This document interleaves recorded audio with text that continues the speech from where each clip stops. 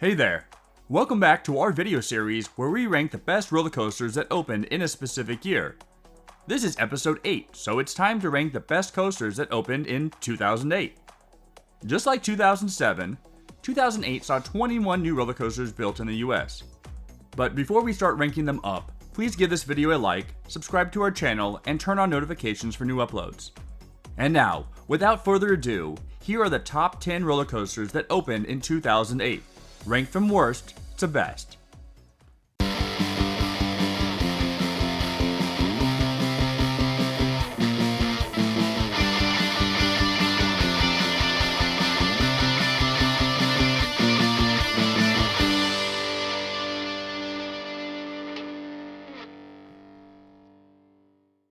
"2008 was an interesting year in the amusement industry after Cedar Fair closed Geauga Lake at the end of the 2007 season and relocated 3 of its 8 coasters to other Cedar Fair parks.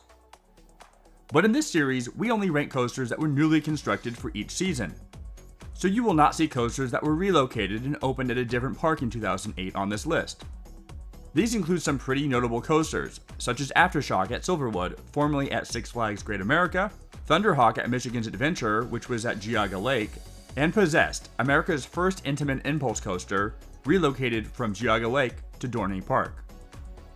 And, as always, these coasters are ranked based on how they operated at the time of their opening year. That is, if they became rougher, have closed, or have had modifications in later years, that will not play a role in how they are ranked today. Let's get down to business. Just missing the top 10 is an honorable mention: Orange County Chopper's Motocoaster at Darien Lake, now simply Motocoaster. It was Zamperla's first motocoaster model, and the first of the 2 that opened in 2008. It looks fun, but can anyone answer this for us? What is up with New York's obsession with Zamperla? Also, these bikes aren't even choppers. Probably a good thing they dropped the name. At the same time, I'm sad I'll no longer be able to enter the park and say, "Get to the chopper!" Which takes us to the real Orange County, the one in California, home to the coaster that kicks off the actual top 10. Galloping into number 10 is Pony Express at Knott's Berry Farm. Now, this spot could have easily gone to another set of Pandemonium coasters, but we're quite tired of talking about them after they both made our list in 2005 and 2007. Pony Express opened just a few weeks after Darien Lake's Motocoaster, and while it gets mocked for being too short, it's actually longer than it by a whopping 56 feet. The ride expanded the Ghost Town section of the park from what used to be Wild Water Wilderness. It came with some unique theming for Knott's Berry Farm, because motorcycles just wouldn't fit inside that area of the park. They have horses. It also has a short tunnel at the end, which was built to suppress sound, thanks to those wonderful neighbors just behind the park.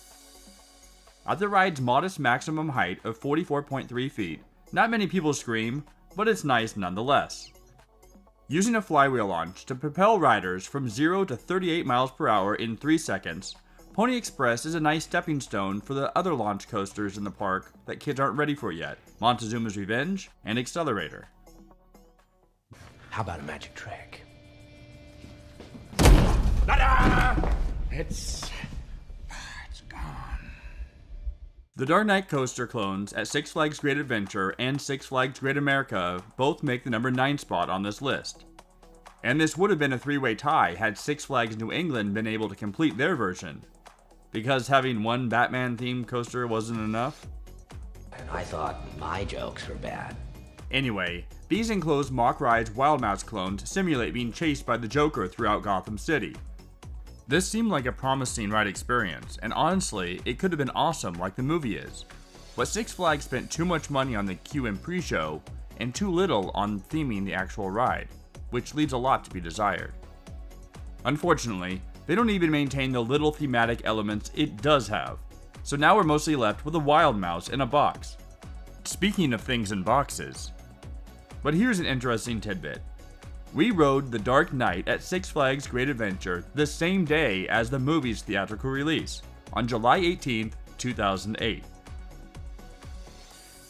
And making the number 8 spot is Avatar Airbender at Nickelodeon Universe.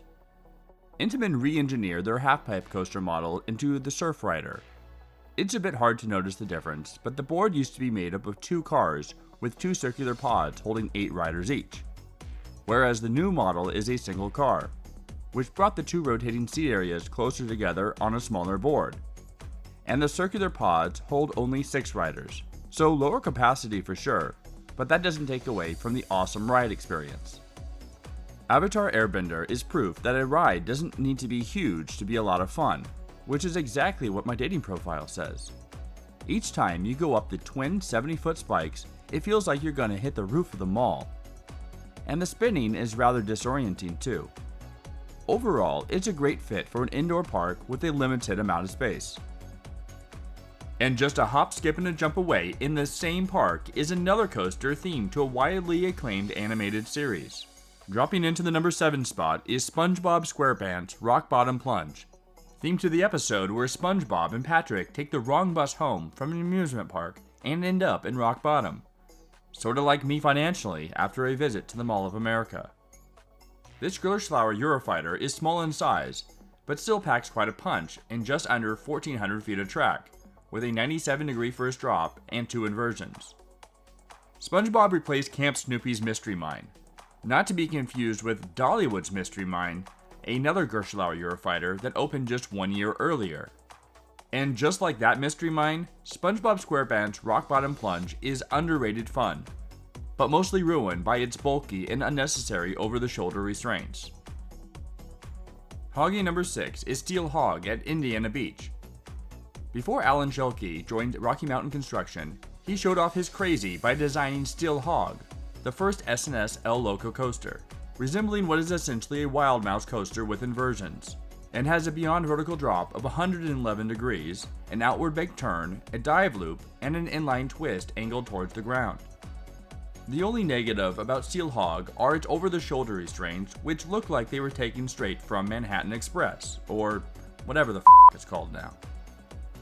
Coming in hot at number 5 is Fahrenheit at Hershey Park. Following the success of Storm Runner in 2004, Hershey Park returned to Intamin for their 2008 project. And with that also saw the return of the hard Intamin over-the-shoulder restraints that we hate so very much. Fahrenheit packs a lot into a rather small space. It's 121 feet tall with a 97-degree beyond vertical drop, where riders will reach a maximum speed of 58 miles per hour. It's a rather disorienting and twisty ride with 6 inversions across 3 double inverting elements, a double corkscrew, a cobra roll, and the rarely used Norwegian loop, which is a bit similar in looks to a pretzel loop on B&M flying coasters. While we find the coaster to be pretty underwhelming, Fahrenheit is still one of the more unique coasters in America. We'd love it a lot more if it got new trains with lap bars only. If you can't tell by now, we really hate over-the-shoulder restraints. But what we do have a whole lot of love for is the coaster in the number 4 spot, Led Zeppelin The Ride at Hard Rock Park. And just like 4 was arguably Led Zeppelin's best album, the same can be said for this 4th coaster on the list and the US's 4th B&M sitting coaster model. Featuring a 150-foot tall Stairway to Heaven, a top speed of 65 miles per hour, 6 inversions, and onboard audio. It was so good it left you feeling dazed and confused. Unfortunately, Hard Rock Park stayed open for only 2 seasons, with one as Freestyle Music Park, when Led Zeppelin was renamed to Time Machine. It remained standing but not operating for 4 years, but is now Dragon's Run at Dragon's Park in Vietnam. Good times, bad times. We could say a whole lot more about Led Zeppelin The Ride, but we don't want to ramble on. Crashing into the number 3 spot is Evel Knievel at Six Flags St. Louis. And that pun still works after it received a name change to American Thunder for the 2011 season. Soon after it opened, Evel Knievel's son, Robbie Knievel, jumped a motorcycle over 25 Dodge Chargers, which is pretty awesome, but we would have loved to see him jump over the coaster somehow. Then again, if he had landed on a Dodge Charger, it wouldn't have been a big loss. The ride stands at a height of 82 feet with an 80-foot drop, reaches a top speed of 48 miles per hour, features 16 hills and multiple high-speed bank turns, and crosses over and under itself 17 times. Great Coasters International was really on a hot streak in the mid to late 2000s, and this highly rated wooden coaster is no exception. Evel Knievel is a fantastic ride and towards the top of the Six Flags roster of traditional wooden coasters. And speaking of highly rated wooden coasters, flying into number 2 is, well, Ravine Flyer 2 at Waldameer. The ride is named after one of the park's earlier coasters, Ravine Flyer, which operated from 1922 until 1938, when a man died on the coaster. Oddly enough, it came after Ravine Flyer 3, a kiddie coaster in the park. Just like Great Coasters International, the Gravity Group dominated the industry in the latter half of the 2000s, and this is the 4th year in a row they've made our list, and all in the top 5. But Ravine Flyer 2 is perhaps their most unique coaster up to this point, featuring elements from both an out and back and a twister. At the top of its lift, you get a very beautiful view of Lake Erie, which is easily one of the best views from any coaster we've been on. And then it's down a 118-foot first drop into a tunnel before flying over a ravine where a very unique arch bridge will send you over Pennsylvania Route 832 not once, but twice. A second tunnel greets riders after they fly over the bridge again. There's a brief moment of daylight before shooting into a third tunnel, ending with a nice section of twists and turns. With a total of 10 airtime hills, you'll spend a good part of your ride out of the seat. Our only real complaint is that its track length of 2,900 feet is rather short for a coaster of its height. Even Boardwalk Bullet, which is shorter in height, is longer in length. Looking back at this list, it turns out that 2008 was such a mediocre year for coasters in the US that we must now turn to Canada for a coaster worthy of the number 1 spot. All the other coasters on this list are grade B at best. Meanwhile, Behemoth at Canada's Wonderland is an easy A. A? Get it? A? Anyway, just look at this photograph. Behemoth was the single largest investment in the 27-year history of Canada's Wonderland, costing a total of 26 million Canadian dollars. What's wrong? Other than the fact that this $5 bill they gave you is blue. At 230 feet tall and with a top speed of 77 miles per hour, Behemoth opened as the tallest and fastest coaster in Canada. Yes, we still refuse to use the metric system here in America, so when I looked at those weird numbers, I had no idea what they meant. Anyway, it has a drop of 69 meters. Okay, well, I'm going to use the metric system here because I have the maturity of a teenage boy. 69. The trains on Behemoth are different from all the preceding B&M hypercoasters. Instead of the standard 4 across, the prototype design on Behemoth is a staggered V-shaped layout, giving riders an unobstructed view. The same trains were later seen on Diamondback at Kings Island and Intimidator at Carowinds.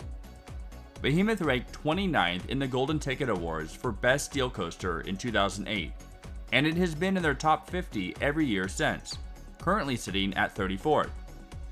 In fact, it is the only steel coaster from 2008 on the list. It's no wonder that this B&M hypercoaster from the Great White North easily takes the top spot on this list.